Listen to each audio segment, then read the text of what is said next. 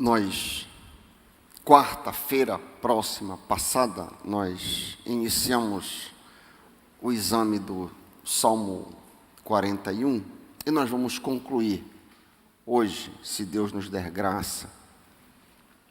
Quantos têm o texto santo? Quantos têm o texto sagrado? Ergano, ótimo, que maravilha, que lindo ver a igreja do Senhor com a espada na mão. Vamos ler esse texto lindo, esse cântico, 41º Salmo. Eu leio a partir da Ara, você acompanha na sua tradução. Bem-aventurado o que acode ao necessitado, o Senhor o livra no dia do mal, o Senhor o protege e lhe preserva a vida, falo feliz na terra. Não entrega à discrição dos seus inimigos. O Senhor o assiste no leito da enfermidade. Na doença, tu lhe afofas a cama. Final da primeira estrofe. Segunda estrofe, 4-9. Disse eu, tem pena de mim, Senhor, sara a minha alma, porque pequei contra ti. Os meus inimigos falam mal de mim. Quando morrerá e lhe perecerá o nome? Se algum deles vem me visitar, diz coisas vãs, amontoando no coração malícias. Em saindo, é disso que fala. De mim rosnam a uma todos os que me odeiam. Engendram males contra mim, dizendo, peste maligna deu nele. E caiu de cama, já não há de levantar-se. Até o meu amigo íntimo, em que eu confiava, que comia do meu pão, levantou contra mim o calcanhar. Final da segunda estrofe. Terceira estrofe, um versículo apenas, versículo 10. Tu, porém, Senhor, tem pena de mim e levanta-me para que eu lhes pague segundo merecem. Quarta e última estrofe, a partir do 11. Com isto, conheço que tu te agradas de mim, em não triunfar contra mim o meu inimigo. Quanto a mim, tu me sustens na minha integridade, e me pões a tua presença para sempre.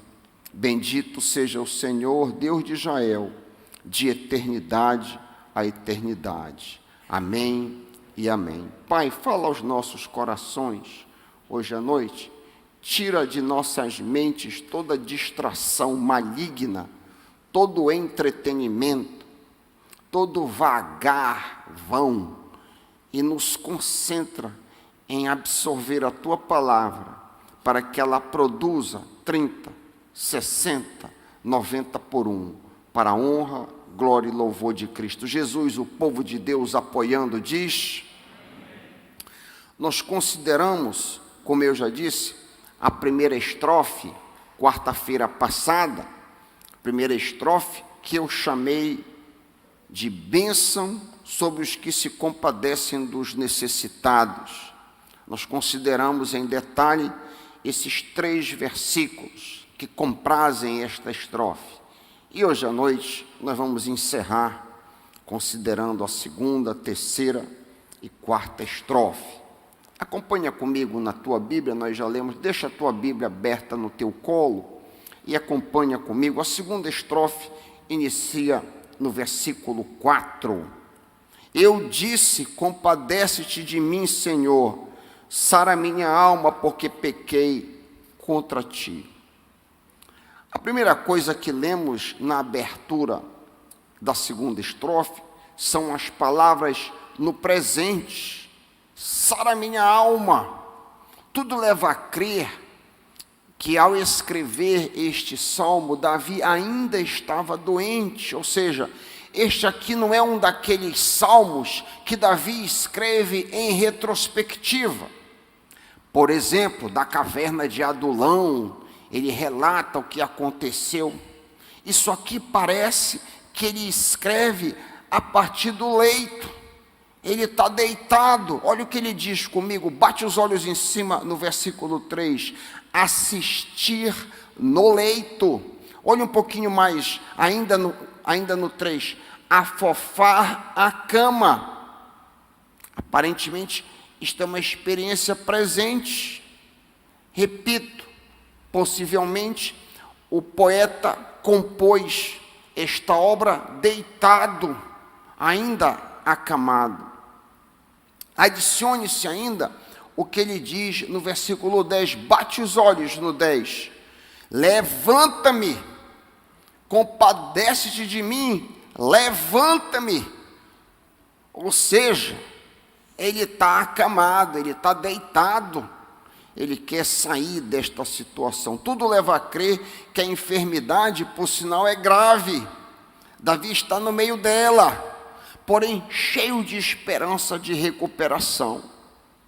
Lemos ainda o motivo da doença, a razão da doença. Sara minha alma, por que motivo? Porque pequei contra ti. Se eu não me engano, versículo 3, versículo 4, parte B. Motivo, Sara, porque eu pequei. Como sabemos e conversamos bastante quarta-feira passada, nem todas as vezes que há doenças é sinal de pecado, mas algumas vezes as doenças são causadas por pecado, como é o caso aqui de Davi. Também quarta-feira passada, nós vimos que quando a gente come e bebe a ceia indignamente, nós estamos sujeitos a ficar doentes, como a gente lê lá em 1 Coríntios 11, ali do versículo 23 em diante, ele diz, alguns de vocês estão doentes, outros até morreram. Então, às vezes a doença é motivada por um pecado, às vezes não. É mister frisar que nem sempre o pecado traz consequências físicas, mas ele sempre traz consequências espirituais. Sempre que pecamos, há um distanciamento entre nós e Deus. Independente de nós termos algum tipo de consequência física, existe invariavelmente um distanciamento entre nós e nosso Pai. E nós poderemos até fazer uma concomitância, um paralelo entre nós e os nossos pais terrenos. O meu pai físico, todas as vezes que eu desrespeito ou eu desonro o meu pai ou a minha mãe terreno físico, imediatamente há um distanciamento entre mim e o meu pai. Quando eu considerava isto, eu me lembrei de um episódio que aconteceu em uma ocasião. Nós estávamos de férias, eu, meu pai e minha mãe, em um local afastado, e nós havíamos adquirido um veículo. E o meu pai estava tentando dominar, era tudo eletrônico, para ele um tanto difícil. Eu estava varrendo próximo, e ele me fez uma pergunta, ele ia sair para uma rápida viagem. Ele me fez uma pergunta como de destravar o carro, e eu respondi de uma maneira ligeiramente desrespeitosa. Imediatamente, papai ficou aborrecido e com razão, destravou, entrou no carro e saiu. Eu digo, puxa vida, eu errei, eu não deveria ter falado assim com o papai. E ele fez aquela viagem, deve ter levado aí 2 horas entre a saída e o retorno de volta a casa. Quando ele estacionou o carro, eu estava esperando. Ele saiu, eu fui atrás dele. Eu disse, papai, me perdoe, eu falei de uma maneira indevida, eu falei de forma indelicada. Não, está perdoado.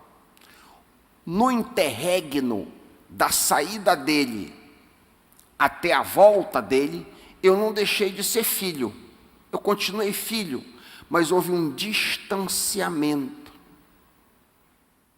Dá para entender? Houve um distanciamento no relacionamento. Assim é no nosso relacionamento com Deus. Muitas pessoas ficam desconfortáveis ou inseguras de saber se são salvas ou não, ou se perdem a salvação por causa de faltas, pecados e transgressões.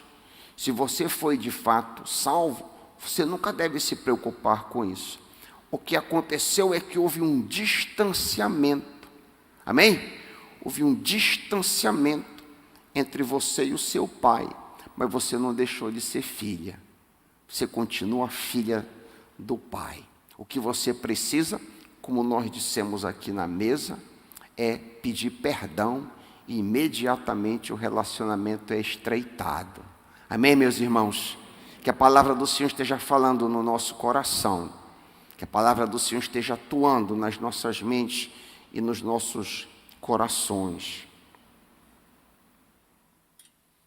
Observa comigo que Davi tem consciência do fato de que o seu pecado traz consequências, mas não anula o seu relacionamento com Deus. Daí a sua franqueza no pedir cura, mas não alegar inocência. Eu quero que tu acompanhes comigo.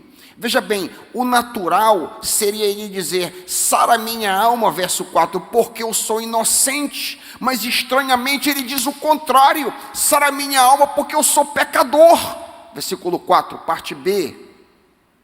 Como diz o batista reformado Charles Spurgeon, que pedido mais desnudo de justiça própria, que pedido mais consoante com a graça de Deus, que pedido mais inconsistente com mérito. Embora Davi tenha aberto este salmo dizendo ter acolhido o pobre, ser um homem que fazia boas obras, ele não apela para qualquer mérito próprio. Seu apelo se vale somente da misericórdia.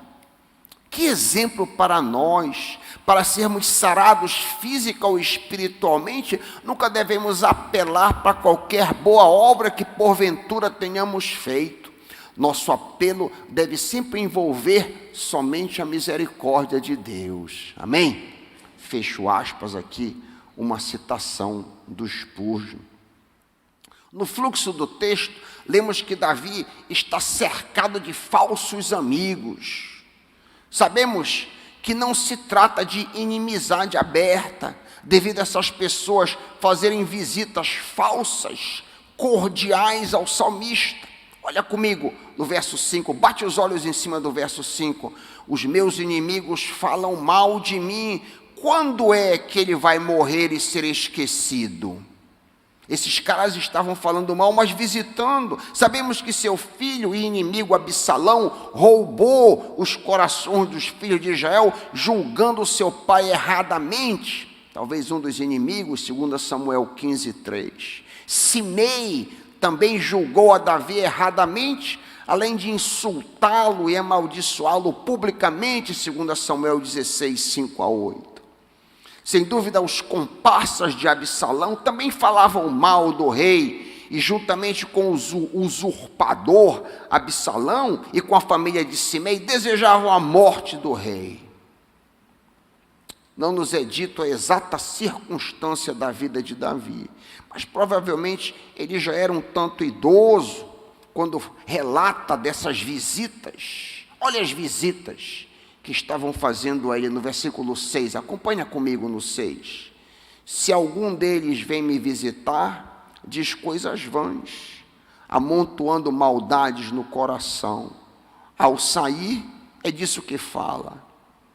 O quão difícil deve ter sido para Davi suportar episódios destes, sendo ele um homem amoroso e sensível, como a gente descobre quando lê os Salmos. Se coloque no lugar dele, você, hoje à noite, eu. Amigos te visitando em um hospital, por exemplo, mas desejoso de ver a tua piora, desejoso de ver a tua destruição. Imagina comigo, supõe comigo que tu estás gravemente enfermo, desanimado, acamado, talvez em meio a dores e desconfortos, e nesta situação de enfermidade, tu ficas sabendo que o cara que acabou de te visitar deseja a tua piora.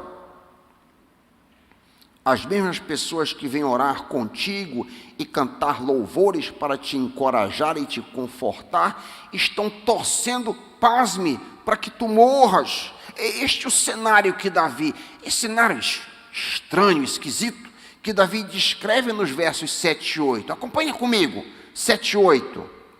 Todos os que me odeiam se reúnem, ficam cochichando, pensam o pior a respeito de mim, dizendo, foi peste que deu nele, ou caiu de cama, não levanta mais. Como é terrível a inveja. Que sentimento terrível é o ciúme, o desejo de ser reconhecido, o desejo de ser famoso, o desejo por posição, o desejo por destaque, enfim, o desejo por projeção pode transformar amigos e até mesmo familiares em inimigos mortais. Sim, o ciúme pode provocar um sentimento até mesmo em um familiar de inimizade. É o que aprendemos no texto. Observa, fosse tudo isso pouco que nós acabamos de ver, observa o cúmulo do absurdo relatado por Davi no verso 9, acompanha comigo. Até mesmo meu amigo íntimo, em quem eu confiava, que comia do meu pão, eita, levantou contra mim o calcanhar. A Nova Versão Transformadora, a NVT, diz, até o meu melhor amigo, em quem eu confiava plenamente, com quem repartia meu pão, voltou-se contra mim. Parece, quando a gente considera aqui a vida de Davi, e esse episódio parece muito com Aitofel, não parece? Parece muito uma referência a Aitofel, seu amigo e conselheiro íntimo, 2 Samuel 15, 12. Parece que o amigo íntimo, aqui do Salmo 41, 9, que nós acabamos de ler, é alguém extremamente próximo de Davi. Abre aspas, homem meu igual, meu companheiro, meu amigo íntimo. Juntos andávamos, juntos nos entretínhamos, íamos com a multidão à casa de Deus. Salmo 55, 13 e 14. Sabemos que Aitofel trai seu amigo Davi e se une na conspirata com Absalão, 2 Samuel 15, 31. Apenas a título de informação, apenas a título de curiosidade, mas curiosidade que vale a pena. Formação e conhecimento bíblico. Nas Escrituras, Jesus é chamado de filho de Davi. Vocês já ouviram essa expressão N vezes? O cego Bartimeu, por exemplo, Jesus, filho de Davi, tem misericórdia de mim. É muito interessante ver Jesus comparando Judas Iscariotes com Aitofel em João 13, 18. Interessantíssimo isso. Essa paridade que o próprio Jesus faz. Diz ele, Jesus falando, João 13, 18. Não falo a respeito de todos vocês, falando sobre os apóstolos. Não falo a respeito, pois eu conheço aqueles que escolhi. Mas é para que se cumpra a Escritura. Aí ele cita aqui, Salmo 41, 9, que a gente acabou de ler. Aquele que come do meu pão, levantou contra mim o seu calcanhar. Aitofel traiu Davi e posteriormente se enforcou. 2 Samuel 17, 23. Em exato paralelo, Judas traiu o filho de Davi e posteriormente se enforcou. Mateus 27, 5. Constatamos aqui um evento concomitante sendo cumprido com 1000 anos de afastamento. Vemos assim a exatidão e a confiança que podemos ter na Sagrada Escritura. Que coisa maravilhosa, Que livro santo, que livro maravilhoso. Como a gente pode colocar a nossa confiança neste livro que revela coisas tão maravilhosas para os nossos corações. Mudando de assunto completamente, quando estudamos a Bíblia, nós notamos que há uma grande diferença entre a antiga aliança e a nova. Davi reclama de seus inimigos e deseja se vingar. O filho de Davi não reclama de nada e jamais se vinga. Vemos a reclamação e desejo de vingança de Davi na terceira estrofe, onde ele pede por cura. Bate os olhos no versículo 10, com um único versículo nessa estrofe. Tu, porém, Senhor, compadece-te de mim, levanta-me para que eu lhes pague segundo merece. Nessa estrofe curta, somente um versículo, o salmista ora por dois motivos. Primeiro, para que Deus tenha pena dele, curando-o da enfermidade. Segundo, para que ele se vingue de seus inimigos.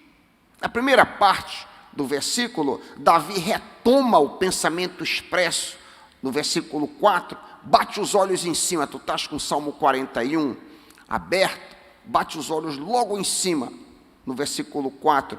Tem pena, compadece-te de mim, sara minha alma, porque pequei contra ti. A despeito dos seus pecados, o salmista confiantemente pede restauração, baseado não nos seus méritos, mas sim na misericórdia de Deus.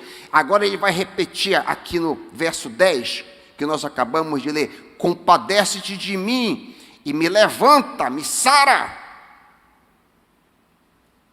Vale a pena mencionar que havia muita gente pensando que o salmista não escaparia da morte. Mas quando Davi pede para ser curado, ele está desejoso que esse pessoal veja o quão enganados eles estavam. Em outras palavras, embora Davi desejasse ser restaurado, ele também desejava que aqueles que tinham tido sua morte como certa fossem envergonhados vendo a bondade do Senhor na vida dele. A segunda parte, versículo 10, vemos um espírito um tanto vingativo da parte do rei de Israel.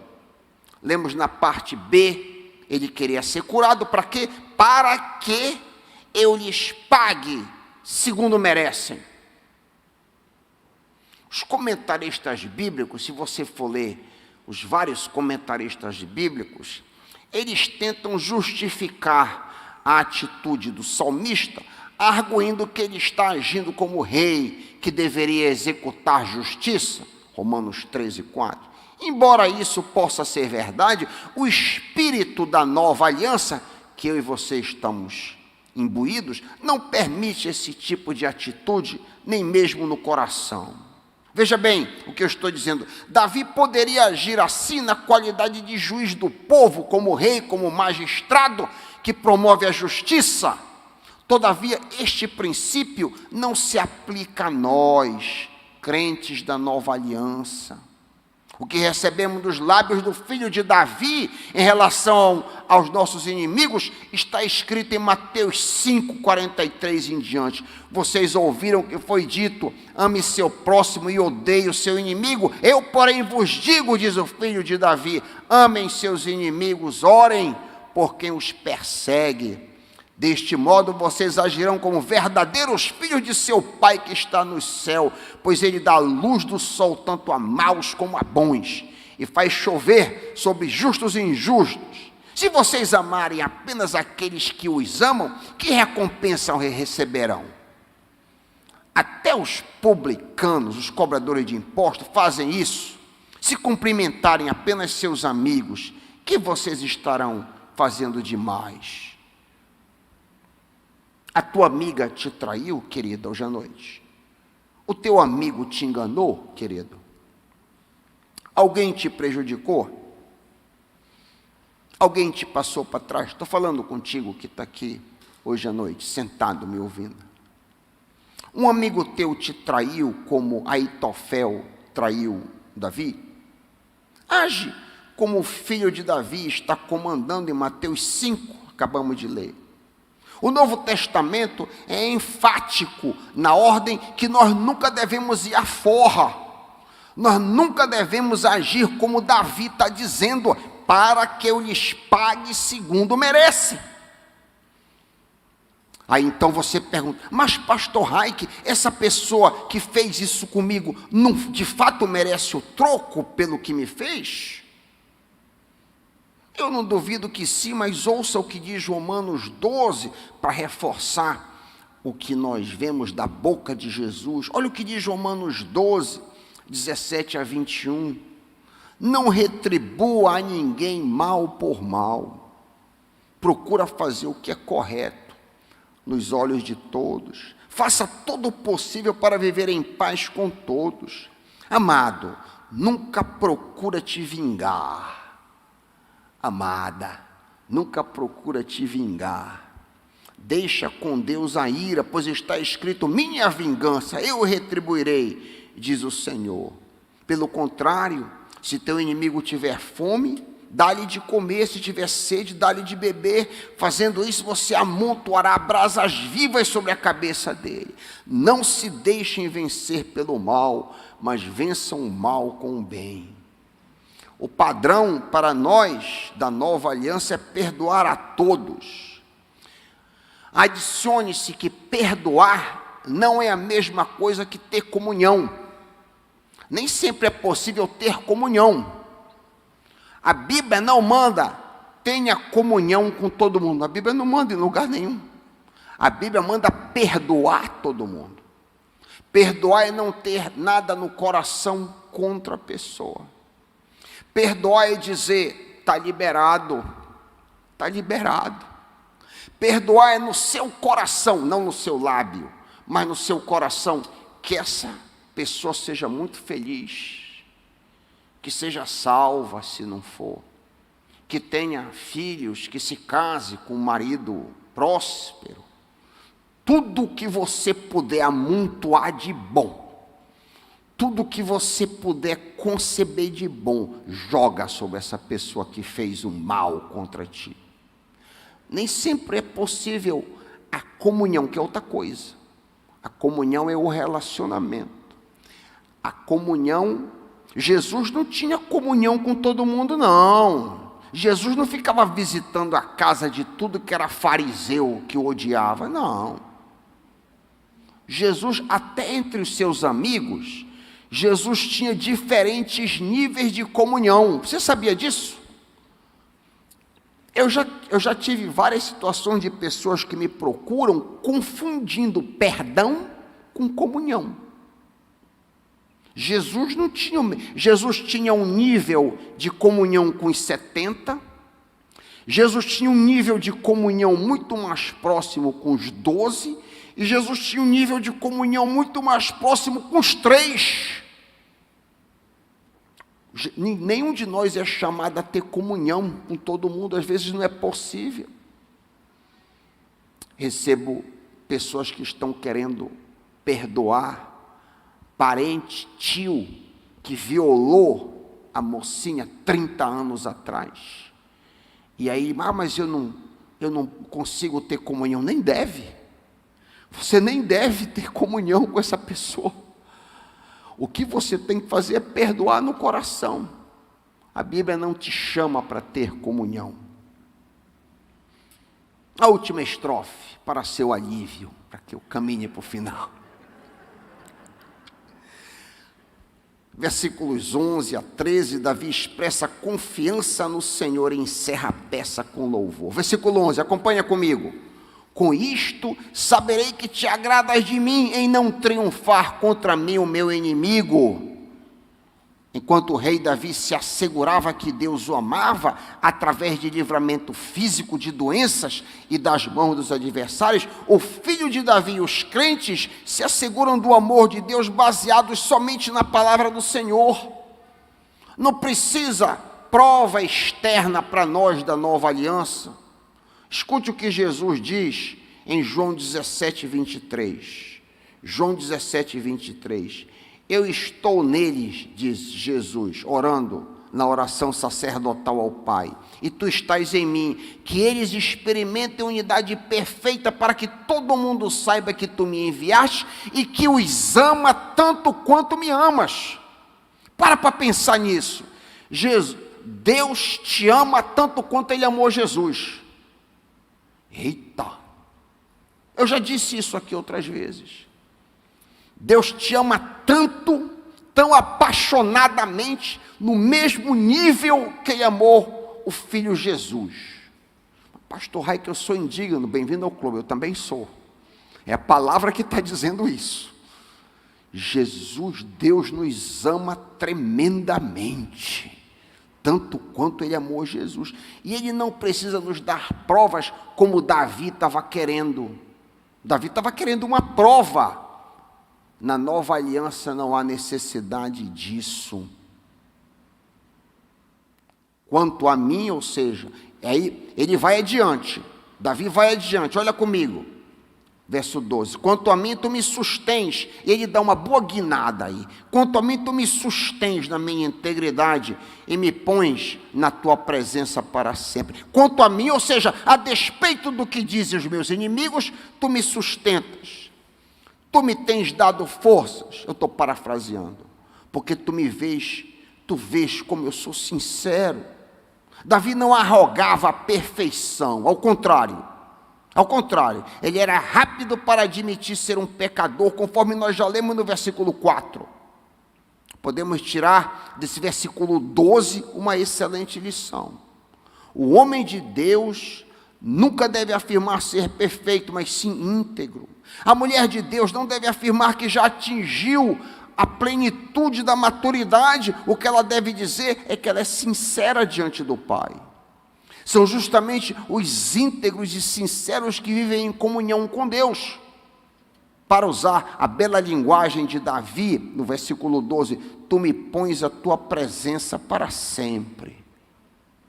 Todos que vivem sob o senhorio de Cristo, todas que desejam verdadeiramente agradar a Deus, têm o privilégio de viver em sua presença. Não é mera coincidência que o mesmo Davi disse de forma poética e eloquente no Salmo 16, 11, far-me-ás ver a vereda da vida, na tua presença abundância de alegrias, a tua mão direita há delícias perpetuamente.